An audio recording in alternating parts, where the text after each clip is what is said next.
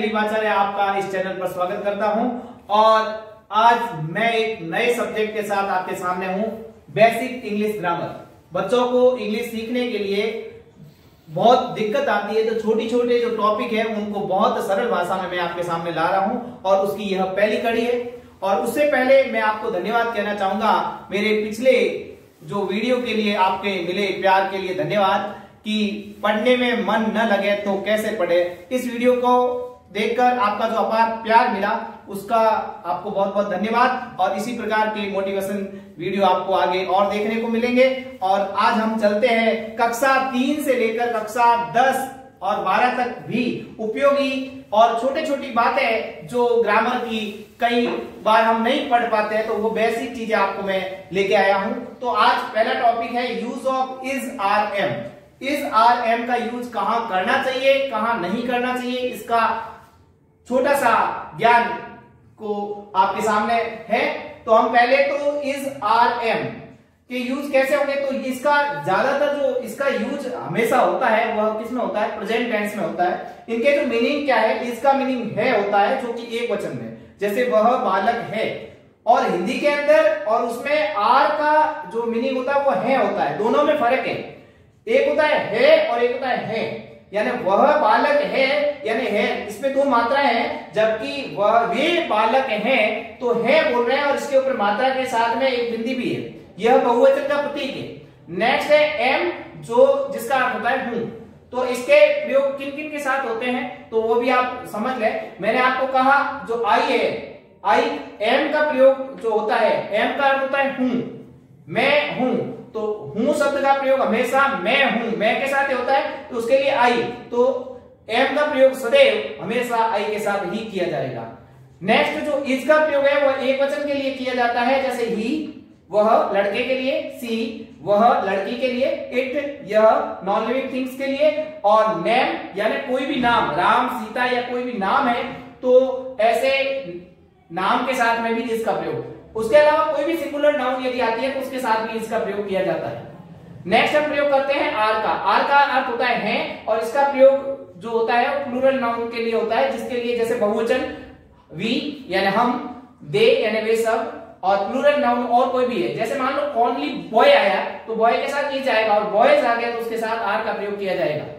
ये तो हमने इसका प्रयोग सीखा और इसी बातों को हम यहाँ ध्यान रखेंगे और इसको सीखने का प्रयास करेंगे।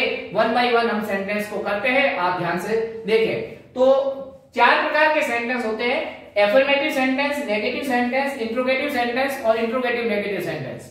तो चारों को मैं आपको एफर्मेटिव सेंटेंस को करने का तरीका वो दिखा देता हूं और नेगेटिव उनके रूल क्या होंगे वो समझा देता हूं। आगे का कार्य आप होमवर्क में करेंगे तो आपको ये बिल्कुल आसान लगेगा।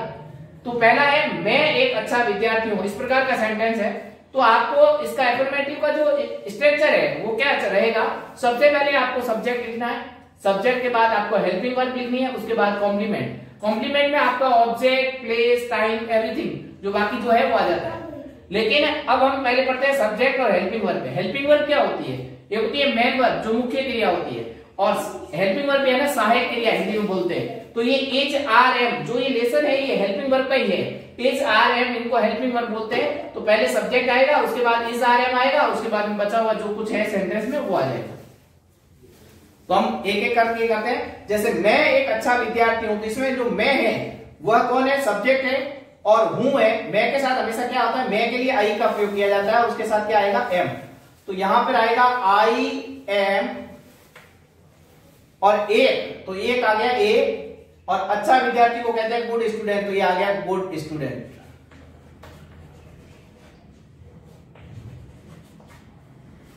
नेक्स्ट है वह एक गरीब किसान है, वह एक गरीब किसान है, तो वह के लिए किसान है यानी पुल्लिंग है, तो पुल्लिंग के लिए वह के लिए क्या आता है ही, और ही के साथ किसका प्रयोग होगा इज, और ए, और गरीब किसान, गरीब को क्या बोलते हैं पुअर, और किसान को बोलते हैं फार्मर।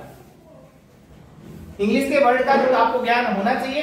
नेक्स्ट है वे धनवान आदमी है, तो वे को बोलते हैं दे, THEY वे, और दे के साथ बहुवचन होने से आर का प्रयोग होगा, और धनवान आदमी को बोलते हैं रिच मैन, और ये आदमी बहुत ज्यादा है इसलिए प्लूरल वर्ड आएगा MEN।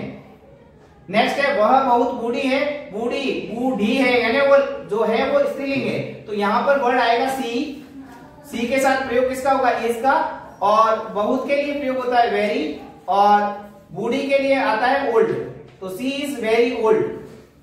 नेक्स्ट है तुम एक अच्छे खिलाड़ी हो, तो तुम के लिए प्रयोग होता है यू का, यू के साथ किसका प्रयोग किया जाता है, प्लूरल नाउन है, यू के साथ आर का प्रयोग होगा, यू आर, और एक अच्छे खिलाड़ी हो, you are a good player, you are a good player, तो जो चीज है वो पीछे आ जाएगी। उसके बाद में मेरा मित्र एक शिकारी है, तो मेरा मित्र है कौन, तो सब्जेक्ट ढूंढने के लिए है से आप पीछे वाले वर्ड से प्रश्न करते हैं, है कौन, मेरा मित्र, तो माई फ्रेंड, तो यहां पे सब्जेक्ट कौन हो गया, my friend, my friend is a, और शिकारी को इंग्लिश में बोलते हैं हंटर, तो आप ये कह दोगे my friend is a Hunter. Next है जयपुर एक बड़ा शहर है, अलग अलग तरह के वाक्यों का प्रयोग करके आपको ज्यादा से ज्यादा नॉलेज देने की कोशिश है। जयपुर एक बड़ा शहर है, तो जयपुर कौन है, जयपुर है, तो जयपुर आपके सब्जेक्ट के रूप में आ जाएगा, जयपुर इज ए और बिग सिटी, जयपुर एक बड़ा शहर है, Jaipur is a big city. Next का है हम बीमार है, तो अलग अलग we he they C you, मैं हर अलग अलग आपके लिए जितने भी सब्जेक्ट है उन सबके एक एक सेंटेंस लेने की कोशिश कर रहा हूं। हम बीमार हैं, तो वी आर इल, हम क्या है, बीमार है। नेक्स्ट है राम के पिता डॉक्टर है, तो राम के पिता, यहां पे यदि नाउन आई है तो कोई प्रॉब्लम नहीं, Ram's father is a doctor. Next है सीमा एक सुंदर लड़की है, तो कोई नाम आता है, नाम के साथ भी इसका प्रयोग होता है, तो सीमा के लिए सीमा वर्ड लिख दोगे आप, सीमा इज ए सुंदर, सुंदर के लिए ब्यूटीफुल, BAUTIFUL, ब्यूटीफुल गर्ल। ये सेंटेंस मैंने आपको बताए कि एफर्मेटिव सेंटेंस, एफर्मेटिव का मतलब होता है साधारण वाक्य जिसमें न तो किसी प्रकार का प्रश्न हो, जिसमें न किसी प्रकार की नकारात्मक बात हो, उसको एफर्मेटिव साधारण वाक्य कहते हैं, जो कि हमने बनाए। अब हमको बनाने हैं नेगेटिव सेंटेंस, तो नेगेटिव सेंटेंस का जो यहाँ पर स्ट्रक्चर दे रखा है, subject plus is are am, जो कि हम पढ़ रहे हैं हेल्पिंग वर्ब में, उसके बाद नोट आएगा। एक बात हमेशा मान लो, जब भी नोट का प्रयोग होगा तो हमेशा हेल्पिंग वर्ब के बाद नोट का प्रयोग होता है, चाहे इज आर एम हो, वाज वर हो, हैज है हो, या विल से, जो भी हो। तो हम यहाँ पे ये सेंटेंस को, यही सेंटेंस आपको वापस नेगेटिव में करने हैं। एक सेंटेंस मैं आपको उदाहरण के रूप में करा रहा हूं, बाकी आप ये सभी सेंटेंस को आप होमवर्क में करोगे तो ये चीज का आपको नॉलेज आ जाएगा। जैसे मैं एक अच्छा विद्यार्थी हूं, तो इसमें आपको नहीं वर्ड को जोड़ना है, मैं एक अच्छा विद्यार्थी नहीं हूं। इसमें कहोगे वह एक गरीब किसान है, तो वह एक गरीब किसान नहीं है। वे धनवान आदमी है, तो वे धनवान आदमी नहीं है। वह बहुत बूढ़ी है, तो वह बहुत बूढ़ी नहीं है। तो आपको नहीं का प्रयोग करके हिंदी के सेंटेंस बनाने हैं। हिंदी लिखना अनिवार्य है, तभी इंग्लिश को सीख पाओगे। उसके साथ में सामने आप इंग्लिश के वर्ड लिखोगे, जैसे तो यहाँ पे इसी सेंटेंस को I am a good student, तो एम के बाद नोट, इसके बाद नोट, आर के बाद नोट, इसके बाद नोट, आर के बाद नोट लिख के इसी सेंटेंस को आपको वापस लिखना है। तो मैं एक सेंटेंस लिख देता हूं, आई एम के बाद सीधा नॉट आएगा, ए का प्रयोग नहीं करोगे। I am not a good student, मैं एक अच्छा विद्यार्थी नहीं हूं। इस प्रकार का ये सेंटेंस बन जाएगा। ये हो गया नेगेटिव सेंटेंस। तो इस प्रकार के आपको सभी नेगेटिव सेंटेंस को बनाना है। नेक्स्ट हम आगे चलते हैं। इंट्रोगेटिव। इंट्रोगेटिव में का अर्थ क्या होता है? प्रश्नात्मक वाक्य। नेगेटिव का अर्थ है नकारात्मक वाक्य, इंट्रोगेटिव का अर्थ है प्रश्नात्मक वाक्य। इसमें क्या होगा, आप हेल्पिंग वर्ब को, इज आर एम को आगे लाओगे। प्रश्न बनाने के लिए आपको WH वर्ड की कोई आवश्यकता नहीं है। यहाँ पे इज आर एम जो वर्ड थे उसको आपको आगे लेके आना है। नेगेटिव नहीं है, इज आर एम आगे आ जाएगा और सब्जेक्ट वही रहेगा और आगे कॉम्प्लीमेंट वही रहेगा। तो सेंटेंस हमारा था मैं एक अच्छा विद्यार्थी हूं, एफर्मेटिव में। उसमें आपको क्या करना है, इस जैसे आगे लाते हो। तो इसमें हमने कहा था I am a good student, ये वर्ड था हमारे पास। तो हमने आई एम, तो एम आगे आ जाएगा और आई रह जाएगा am I a good student, am I a good student. और जो पीछे क्वेश्चन मार्क करना जरूरी है। तो एम आगे आएगा तो पहला लेटर जो है इंग्लिश का वो बड़ा होगा, am I a good student. क्या मैं एक अच्छा विद्यार्थी हूं? क्या मैं एक अच्छा विद्यार्थी हूं? इसी प्रकार बाकी सेंटेंस को भी जब बनाओगे, वह एक गरीब किसान है, तो क्या वह एक गरीब किसान है? वे धनवान आदमी है, तो क्या वे धनवान आदमी है? वह बहुत बूढ़ी है, तो क्या वह बहुत बूढ़ी है? करना कुछ नहीं, एफर्मेटिव सेंटेंस में जो इज आर एम है उनको आगे लेके आ जाओ और क्वेश्चन मार्क पीछे लगा दो, आपके इंट्रोगेटिव सेंटेंस बन जाएंगे। तो जितने सेंटेंस आपको कराए हैं उनको इंट्रोगेटिव में वापस आप करोगे, उसमें जो आपने नेगेटिव में नोट लगाया था और इंट्रोगेटिव में खाली आपको क्या करना है, इज आर एम को आगे लाना है, पहला लेटर बड़ा करना और पीछे क्वेश्चन मार्क लगाना और आपके ये प्रश्न हो जाएंगे। नेक्स्ट होता है इंट्रोगेटिव नेगेटिव, यानी प्रश्न भी पूछना है और प्रश्न नकारात्मक पूछना है। क्या, जैसे पहले हम कह रहे हैं हमारी बात क्या थी, क्या मैं एक अच्छा विद्यार्थी हूं, फिर कहा मैंने मैं एक अच्छा विद्यार्थी नहीं हूं, फिर हमने कहा कि क्या मैं एक अच्छा विद्यार्थी हूं। अब हम कह रहे हैं क्या मैं एक अच्छा विद्यार्थी नहीं हूं। आपका सेंटेंस जो बन रहा है बिल्कुल नेगेटिव जैसा बन रहा है, तो नेगेटिव भी है साथ में क्वेश्चन भी है। तो इसमें क्या करोगे, जो आपने नेगेटिव सेंटेंस बनाए थे am I a good student, तो यहाँ पे आपको जो नेगेटिव सेंटेंस बनाया था उसमें जो नोट था उस नोट को वैसे ही रहने दोगे आप यहाँ से कि, और उसके आगे सेंटेंस जो बनेगा वो आपको उसमें जो हेल्पिंग वर्ब को आप आगे लेके आ जाओगे। जैसे इसमें एम आगे आ गया, am I not a good student, not a good student, इस प्रकार का सेंटेंस बन जाएगा। तो नेगेटिव सेंटेंस को उठाना है, नेगेटिव सेंटेंस जो आपने बनाए 10 उसमें से आप क्या करोगे, हेल्पिंग वर्ब को आगे लेके आ जाओगे। नोट तो आपके पास पहले से लगा हुआ है, तो हो जाएगा क्या मैं एक अच्छा विद्यार्थी नहीं हूं और पीछे क्वेश्चन मार्क लगाना जरूरी, मैं आपको पहले भी बता चुका हूं। ये तो थे हमारे 4 तरह के वाक्य, यदि आप अपने हाथ से करोगे तो ये चीजें बिल्कुल दिमाग में सेट हो जाएगी, बैठ जाएगी हमेशा के लिए। अब मैं कुछ सेंटेंस आपके लिए ऐसे लाया हूं जो अपने आप में बहुत डिफरेंट है, कम सुनने को मिलते हैं, लेकिन ये इनके अलग अलग रूल्स है और वो समझा देता हूं, यहाँ पर सारे किए हुए हैं, आपको केवल समझने। जैसे कहा गया ए नंबर्स ऑफ गर्ल्स इज 15, तो कई बार आपको लगेगा गर्ल्स शब्द जो दे रखा है वो प्लूरल है इसलिए आर आ जाएगा, नहीं आएगा, क्योंकि नंबर्स वर्ड के आगे ए आया है, इसलिए यहाँ पर क्या आएगा, इज आएगा। ए नंबर्स ऑफ गर्ल्स इज 15, तो यहाँ पर ए नंबर्स वर्ड आया है, तो ए आपको देखकर यहाँ पे किसको करना है, इज लगाना। नेक्स्ट है the numbers of boys, word वही है, आगे द का प्रयोग कर दिया गया है, इसलिए यहाँ पे क्या हो जाएगा, आर का प्रयोग होगा। तो ये चीजें बहुत कम ध्यान में होती है, इसलिए गलत हो सकती है। नेक्स्ट है the police are arrested the robbers, तो यहाँ पे पुलिस वर्ड जो दिखने में हमारे को सिंगुलर लग रहा है, लेकिन पुलिस अपने आप में यहाँ पे हम क्या लेंगे, इसके लिए आर का प्रयोग किया जाएगा। पुलिस वर्ड दिखने में सिंगुलर है लेकिन ये वास्तव में क्या है, प्लूरल है।